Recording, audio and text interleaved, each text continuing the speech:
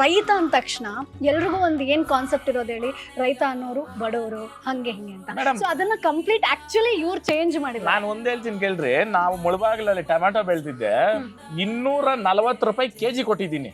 ಅವತ್ತು ಕಾಶ್ಮೀರ್ ಆಪಲ್ 80 ರೂಪಾಯಿ.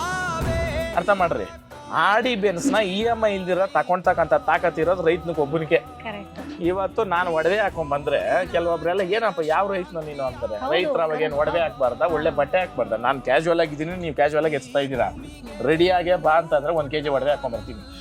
ಅರ್ಥ ಮಾಡ್ರಿ, ನಾವು ಸ್ವಂತವಾಗಿ ದುಡ್ದಿರೋದು ಮೇಡಮ್, ಒಬ್ರಿಗೆ ಮೋಸ ಮಾಡಿರೋದಲ್ಲ, ಇನ್ನೊಬ್ರು ಕೈ ಬಾಯಿ ಹೊಡೆದಿರೋದಲ್ಲ. ಅರ್ಥ ಆಯ್ತಾ? ನಾವು ದುಡ್ದು ನಾವು ಬದುಕ್ತಾ ಇದ್ರಿ. ನಿಮ್ ದುಡಿಯೋ ಯೋಗ್ಯತೆನೂ ಇಲ್ಲ, ಹಾಕೊಂಡೋ ಯೋಗ್ಯತೆನೂ ಇಲ್ಲ. ಯಾಕೆ ಮಾತಾಡ್ತೀರಾ ಸುಮ್ಮನೆ? ಯಾವತ್ತಿದ್ರು ರೈತನು ಶ್ರೀಮಂತನೇನೆ. ಬಟ್ ಏನ್ ಹೇಳ್ತೀನಿ ಅಂತಂದ್ರೆ, ಇವಾಗ ಟೊಮೆಟೊ ಯಾರು ಹಾಕ್ದ, ಅವ್ನು ನೋಡ್ಕೊಂಡು ನಾವು ಟೊಮೆಟೊ ಹಾಕಿದ್ರೆ ಡಿಮ್ಯಾಂಡ್ ಅಂಡ್ ಡ್ರಾಫ್ಟ್ ಅಂತಂದ್ರೆ ಎಷ್ಟು ನಮಗೆ ಬೇಕು ಎಷ್ಟು ಬೇಡ ಅನ್ನೋದು ಇರಬೇಕು.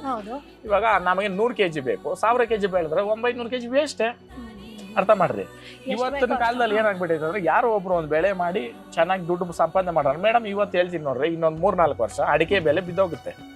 ಯಾಕೆಳ್ರಿ, ಲಕ್ಷ ಎಕರೆಗಳು ಹಾಕವ್ರೆ ಅಡಿಕೆ. ಯಾವಾಗ ಅಡಿಕೆ ರೇಟ್ ಆಯ್ತೋ ಎಲ್ರು ಅದೇನೇನು ಅಡಿಕೆಯಿಂದ ಏನ್ ಮಾಡ್ಬೋದು, ಮೇನ್ ಗುಟ್ಕ, ಅದಾದ್ಮೇಲೆ ಬೇರೆ ಎಲೆ ಅಡಿಕೆ ಅದು ಇದು ಎಲ್ಲ. ಎಲೆ ಅಡಿಕೆಗೆ ಎಷ್ಟು ತಿನ್ಬಿಡ್ತಾರೆ ಜನಕ್ಕೆ. ಮೇನ್ ಏನಂತಂದ್ರೆ ಇನ್ಫಾರ್ಮೇಶನ್ ಬೇಕು ಮೇಡಮ್, ಇನ್ಫಾರ್ಮೇಶನ್ ನಾಲೆಡ್ಜ್ ಬೇಕು. ಆ ನಾಲೆಡ್ಜ್ ಕೊಡ್ತಕ್ಕಂಥದ್ದು ಕರೆಕ್ಟ್ ಆಗಿರ್ಬೇಕು.